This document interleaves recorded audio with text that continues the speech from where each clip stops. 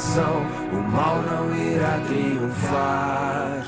Cantem, o nosso Rei é grande em poder. Boa noite, meus irmãos, a graça e a paz do nosso Senhor e Salvador, Jesus Cristo.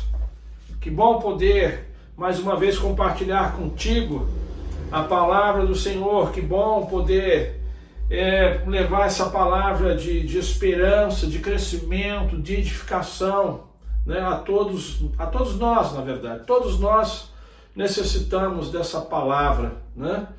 Jesus certa vez disse que Ele é o caminho, a verdade e a vida. Então Jesus, Ele é a palavra, Ele é o verbo, né?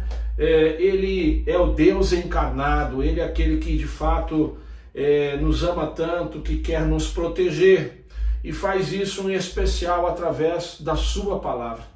Quando nós observamos a palavra de Jesus, nós somos protegidos por Jesus. Quando nós vivemos essa palavra, quando nós colocamos essa palavra em prática, nós somos protegidos, guardados por essa palavra poderosa, por essa palavra tão maravilhosa. Queria mais uma vez, então, falar com você a respeito dos 10 mandamentos. Hoje nós estaremos encerrando essa viagem que nós fizemos, né, pelos 10 mandamentos. Nosso tema hoje é famílias que influenciam a sociedade, vivem o maior de todos os mandamentos. O texto que nós vamos meditar está lá em Mateus capítulo 22, versículos 33 a 40. Mas antes disso eu quero fazer com você e por você uma breve oração. Se for possível, eu gostaria que você fechasse seus olhos, baixe sua cabeça agora, peça para Deus falar com você e, acima de tudo, peça para Deus que você tenha fé e coragem para viver essa palavra, porque só assim nós vamos experimentar o Deus da palavra, esse Deus tão maravilhoso. Senhor, nós mais uma vez estamos diante da sua presença em oração e sempre fazemos isso em nome de Jesus. Perdoa os nossos pecados, Deus, tem misericórdia de nós. Ajuda-nos, ó Deus, a não pecarmos contra o Senhor. Queremos te agradecer, Pai, pela salvação em Cristo Jesus, pelo dom da vida. Queremos te agradecer, ó Deus, por esse nosso relacionamento, pela sua presença, Deus, na nossa vida. Presença essa que tem sido tão abençoadora. Presença essa que tem sido marcante, Senhor, transformadora em nossas vidas, Pai. Neste momento nós rogamos ao Senhor pela Tua palavra. Usa ela, Senhor, para falar conosco. O Espírito Santo nos convence daquilo que precisamos ser convencidos, Deus. Nos abençoe nesse momento, Pai. Em nome de Jesus, que nós oramos, Senhor, e agradecemos. Amém. E graças a Deus. Abra sua Bíblia lá, Evangelho de Mateus, capítulo 22, versículos 33 a 40. Diz assim a palavra do nosso Deus. Ouvindo isso, a multidão ficou admirada com o seu ensino. Ao ouvirem dizer que Jesus havia deixado os saduceus sem resposta, os fariseus se reuniram. Um deles, perito na lei, o pôs à prova com esta pergunta: Mestre, qual é o maior mandamento da lei? Respondeu Jesus: Ame o Senhor, o seu Deus, de todo o seu coração, de toda a sua alma e de todo o seu entendimento. Esse é o primeiro e maior mandamento. E o segundo é semelhante a ele: ame o seu próximo como a si mesmo. Desses 2 mandamentos dependem toda a lei e os profetas. Queridos, as palavras de Jesus sobre todos os mandamentos, nós não encontramos apenas aqui em Mateus capítulo 22, mas também encontramos essa declaração de Jesus em Marcos capítulo 12, Lucas capítulo 10, e eu não sei se você percebeu, mas nesse texto Jesus responde a uma pergunta de certa forma provocativa dos fariseus. E ao responder aos fariseus, Jesus também lembra o texto de Deuteronômio, capítulo 6, verso 5, Levíticos 19 e 18. Então, lendo todos esses textos, Jesus ele está fazendo questão de nos lembrar que sem amor não há religião verdadeira. Sem amor não há um relacionamento verdadeiro com Jesus Cristo. porque quando nós demonstramos amor ao próximo, nós estamos também demonstrando amor a Deus, estamos demonstrando amor a Jesus, ou seja, quando amamos a Deus, sentimos o desejo de amar o próximo, porque o próximo é a imagem e semelhança de Deus, o próximo é alguém que também foi a causa da morte de Jesus. Jesus morreu pelo próximo, Jesus verteu o seu sangue pelo nosso próximo, está muito afim de salvar o próximo, de melhorar a vida do próximo. Então, o amor, ele é a dádiva da essência de Deus. Deus é amor, diz a palavra. E Deus, então, ele nos concede do seu amor. O amor é o exercício, o amor é uma arte que todos nós precisamos sempre estar dispostos a aprender, a praticar. Nós, os discípulos de Jesus, irmãos, por conta desse nosso relacionamento com Jesus, o fato de Jesus ser o nosso Senhor e Salvador, há em nós esta fagulha deste amor. E o amor, então, como todas as artes, ele precisa ser colocado em prática a cada momento, nos aperfeiçoando no dia a dia, em nossos relacionamentos. Mas o que é amar, então? Primeiro, amar é um exercício incondicional. Queridos, jamais nós podemos colocar uma condição para se deixar de amar o cônjuge, para se deixar de amar a família, para se deixar de amar uma pessoa. Os cônjuges, os filhos, assim como os pais, devem usufruir desse amor sem fronteiras, porque o verdadeiro amor, irmãos, ele é permanente. O verdadeiro amor, ele implica em fazer opções. O verdadeiro amor, ele sempre dá preferência ao outro. É claro, sem, no entanto, deixar de priorizar o senhorio de Cristo em nossas vidas. Ou seja, jamais eu devo deixar de obedecer ao Senhor no meu lar, jamais eu devo deixar de praticar o estudo da palavra no meu lar, jamais eu devo deixar de orar ao Senhor no meu lar, de servir ao Senhor pregando o Evangelho a outras pessoas, né? E, se possível, estar na igreja do Senhor. Eu digo isso se possível porque nós sabemos que existem muitas pessoas, por exemplo, mulheres que amam o Senhor, mas muitas vezes são impedidas, né, de frequentar uma igreja por conta do seu marido. Então, o verdadeiro amor, ele implica em você fazer opções, mas sem deixar de obedecer, de priorizar o senhorio de Cristo em nossas vidas. Amar, alguém já disse que é um exercício que exige dedicação, porque todos nós sabemos, irmãos, infelizmente, muitas coisas que acontecem nas nossas famílias que tendem a nos esfriar. Quantas decepções, né? Familiares muitas vezes causam a nós. Quantas decepções os filhos causam aos pais. Quantas decepções os pais causam aos filhos. Quantas decepções uma sogra traz para a sua nora. Então, se não houver dedicação em amar, né? Se a gente não entender que o amor, ele é um exercício incondicional, né? Nós vamos ter dificuldades, nós vamos esfriar no amor. Então, amar precisa ser entendido como uma decisão, né? Eu vou amar e pronto. Então, decida, em nome de Jesus, decida amar incondicionalmente o seu cônjuge. Decida amar incondicionalmente os seus filhos, os seus pais, a sua sogra, a sua nora. Decida amar a Deus em sua família, independente das circunstâncias e adversidades. Ame ao Senhor. Ame ao Senhor, porque o Senhor é bom. Independente das circunstâncias de vida pessoal e dos momentos familiares que nós vivemos, vamos amar o Senhor de maneira incondicional. O que é amar? Amar é fazer escolhas. As escolhas para a família, irmãos, elas devem ser altruístas. As escolhas para a família, elas devem ser altruístas e não egoístas. Nós precisamos respeitar cada pessoa da família por inteiro. Devemos respeitar a pessoa física, psicológica e espiritualmente. Esses dias eu fiquei sabendo de um grande amigo que se decidiu morar no interior. Só que morar no interior era o sonho apenas dele. Não era o sonho da sua esposa. Então hoje eles estão no interior, mas a sua esposa não está feliz. Ela fala de retornar à cidade grande, ela sente falta dos filhos, ela sente falta dos parentes. Então as escolhas na família, elas devem ser altruístas. Nós precisamos consultar as pessoas, os nossos familiares, principalmente o cônjuge.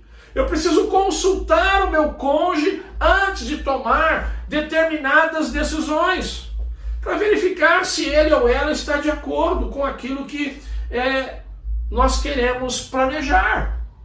Então, cada participante da família, antes de fazer a escolha, deve levar em consideração o bem comum. Ou seja, isso que eu estou querendo fazer vai ser bom para todas as pessoas? Isso que eu estou querendo fazer vai trazer mais calmaria, mais felicidade, mais saúde para todos? Ou isso que eu estou querendo fazer é algo que vai ser bom apenas para mim?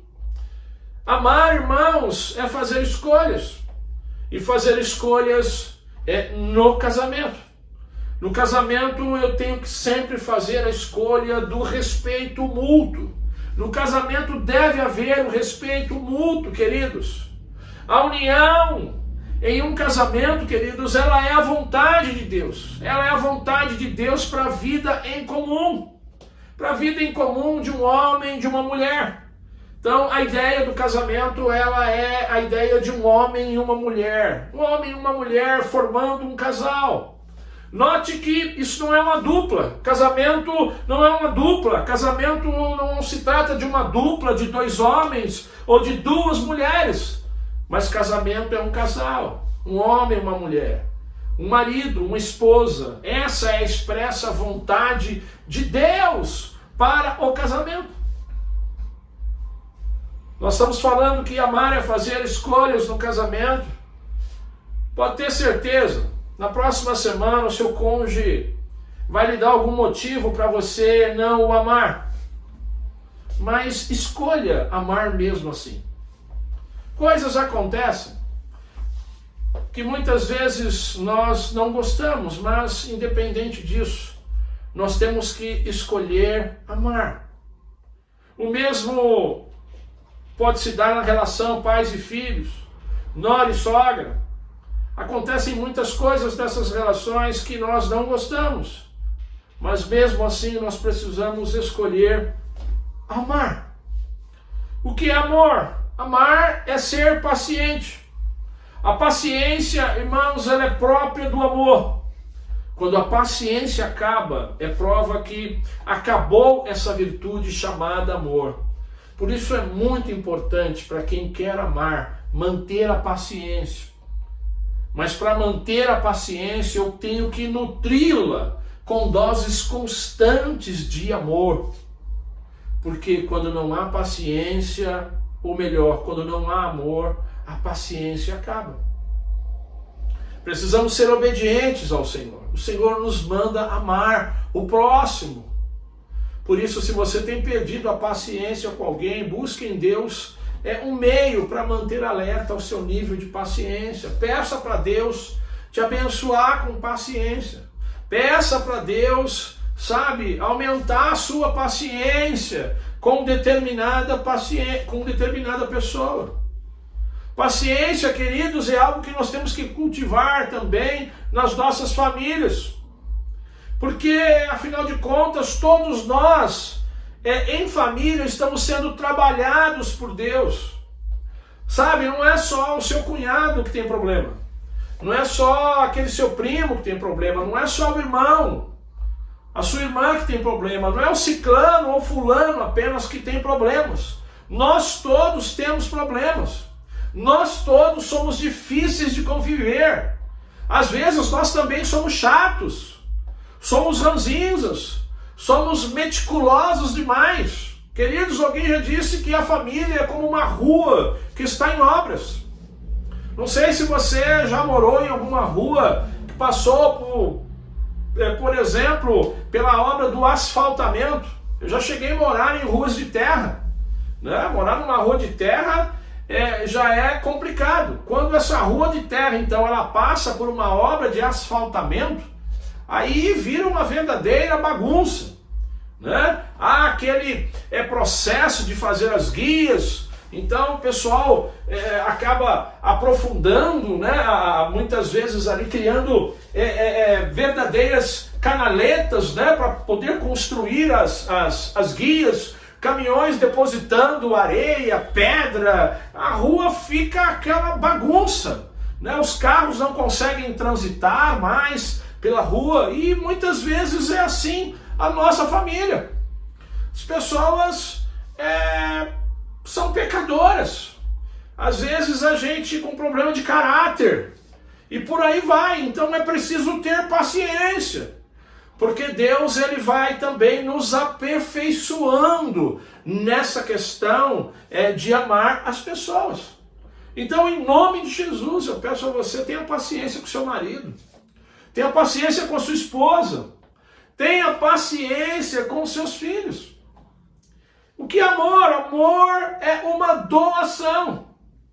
Amor é uma doação. Queridos, doação não é empréstimo. Empréstimo, sabe o que é? É algo que você pega e se responsabiliza em devolver. E se for dinheiro e for pego da rede bancária, você precisa devolver com juros. Mas doação não é empréstimo. E amar é uma doação. E esse amar aqui é o ágape. É aquele amor que você doa ao outro sem esperar nada em troca. É o amor de graça, porque muitas vezes o outro não merece que você o ame, não merece que você o ajude. Então, quando a igreja, quando os casais, quando as famílias cristãs vivenciam esse tipo de amor, o amor ágape, o mundo ele fica impressionado, o mundo fica boquiaberto com a igreja, com os casais, com a família, porque o mundo ele não sabe o que é o amor ágape. O mundo não sabe o que é o amor que busca o favor, que busca o interesse do outro, que busca a satisfação do outro, a felicidade do outro, né? O amor, o mundo não conhece esse tipo de amor, porque o mundo ele é egoísta. O mundo busca apenas para si e não para os outros. E nós temos então o maior de todos os exemplos. Nós temos o maior de todos os exemplos. A palavra do Senhor diz que Deus amou o mundo de tal maneira que Ele deu o seu Filho unigênito, para que todo aquele que nele cresça não pereça, mas tenha vida eterna. Então, Deus o Pai é o nosso maior exemplo. Jesus é o nosso maior exemplo.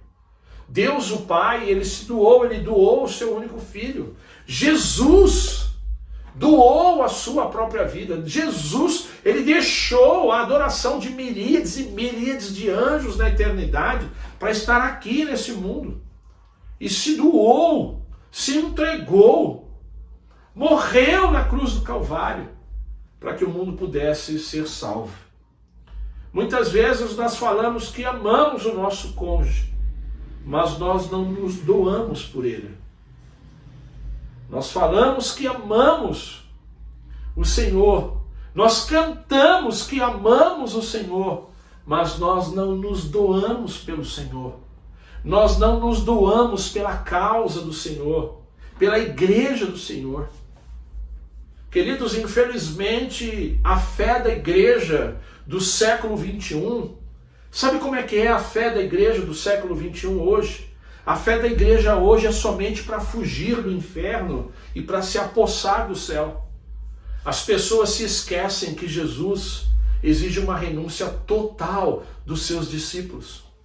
Lucas capítulo 14, verso 33, palavras de Jesus. Da mesma forma, qualquer de vocês que não renunciar a tudo que possui, não pode ser meu discípulo. Quando nós nos doamos por Deus, quando nós amamos a Deus, a causa de Deus, o nosso cônjuge, nós renunciamos a nós mesmos quando nós nos doamos, quando nós amamos a Deus, quando nós amamos o nosso cônjuge, nós renunciamos a nós mesmos. O que é amor? Amar é perdoar. Um dos aspectos mais necessários da vida conjugal, da vida familiar, dos relacionamentos em geral, é o perdão.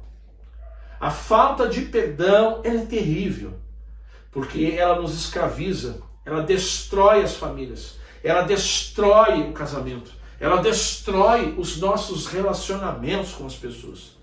E perdoar, se você não sabia, é um ato de grandeza. Quando você perdoa alguém, você está simplesmente dizendo para ele ou para ela, para a glória de Deus, que você é melhor, que você é maior do que ele ou ela. Mas perdoar também é um prejuízo. Perdoar é um prejuízo. Muitas vezes, em nome do amor, nós temos que assumir prejuízos que determinadas pessoas nos dão. É verdade. Quantas vezes, por amar alguém, nós fomos prejudicados? Quantas vezes, por amar alguém, nós passamos por prejuízos? Nós perdemos algo, né? Isso é bom. Isso demonstra que nós temos Cristo na nossa vida, que nós somos cristãos, que nós somos seguidores de Jesus, porque Jesus, por amor a nós, ele perdeu a sua própria vida, ele se desgastou por nós, ele foi até a morte e morte de cruz. Mas eu quero aqui abrir um parênteses. Eu tenho que tomar cuidado, temos também que tomar cuidado, porque infelizmente muitas pessoas têm um desvio sério de caráter, e se nós não tomarmos cuidado, nós vamos ter prejuízos sempre. E tendo prejuízo sempre, isso pode acabar com a nossa felicidade, isso pode acabar com a felicidade de alguém. Jesus, certa vez, ele disse que nós temos que ser simples como a pomba, mas prudentes como a serpente. Vamos amar, precisamos perdoar as pessoas. Mas a prudência também nunca é demais com determinadas pessoas. Queridos, ainda falando do perdão como símbolo do amor, nós devemos perdoar sem esperar reciprocidade. Quando amamos, nós perdoamos. Sim, perdoamos. Mas se em algum momento nós não formos perdoados por uma determinada pessoa que nós já perdoamos, nem por isso vamos deixar de amá-la, nem por isso vamos deixar de querer o seu bem. Então, na família, no casamento, nós temos que aprender sempre a conjugar o verbo perdoar, porque Jesus, ele diz que o perdão ele precisa ser 70 vezes 7, ou seja, o perdão ele tem que ser inúmeras vezes. Então, seja no casamento, seja na relação pais e filhos, nora e sogra, nós devemos perdoar sempre, em nome de Jesus. Eu quero concluir essa minha fala.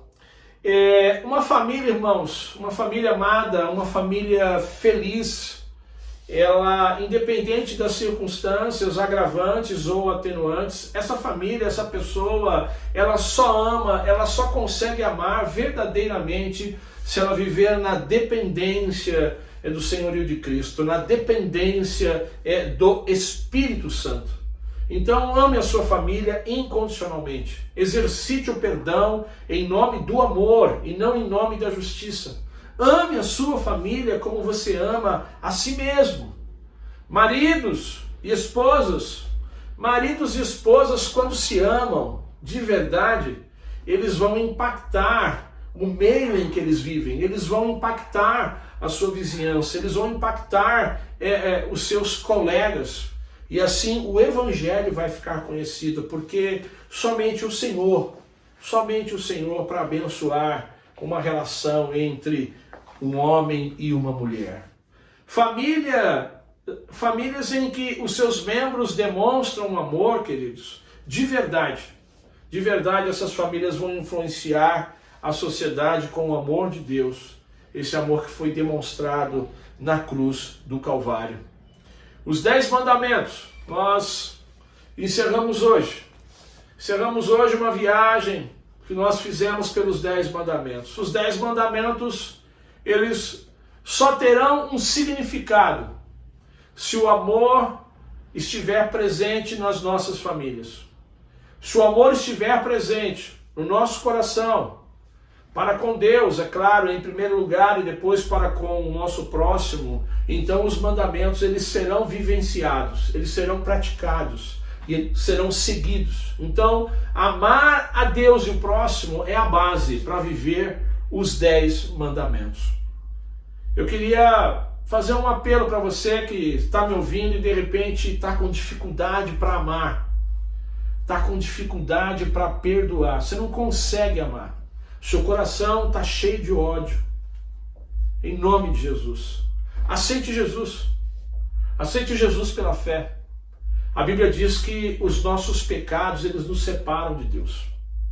E andar separado de Deus, uma das consequências é essa. É viver com o coração cheio de ódio, cheio de amargura. Então reconheça que você é pecador, reconheça que você precisa de Deus. Reconheça que você tem que se arrepender dos seus pecados. Confesse Jesus como seu Senhor e Salvador. Porque somente Jesus é quem nos aproxima de Deus e tem o poder para nos dar vida nova. Certa vez Jesus disse, olha, eu sou o caminho. Jesus é o caminho. Não existe outro caminho.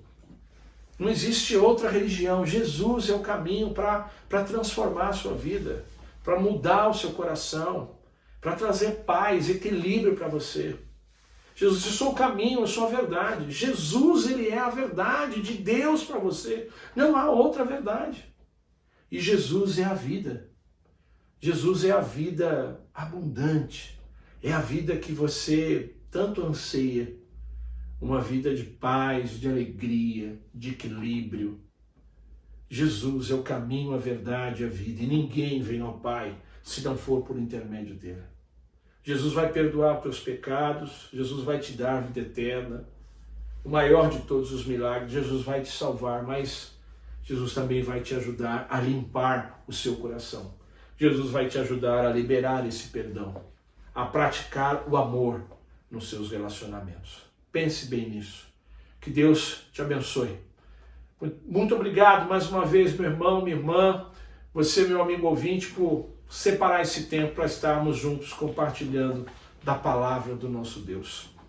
Que a graça do Deus Pai, o amor do Deus Filho e as doces consolações do Espírito Santo de Deus permaneçam com todos nós desde agora e para todos sempre. Amém e graças a Deus.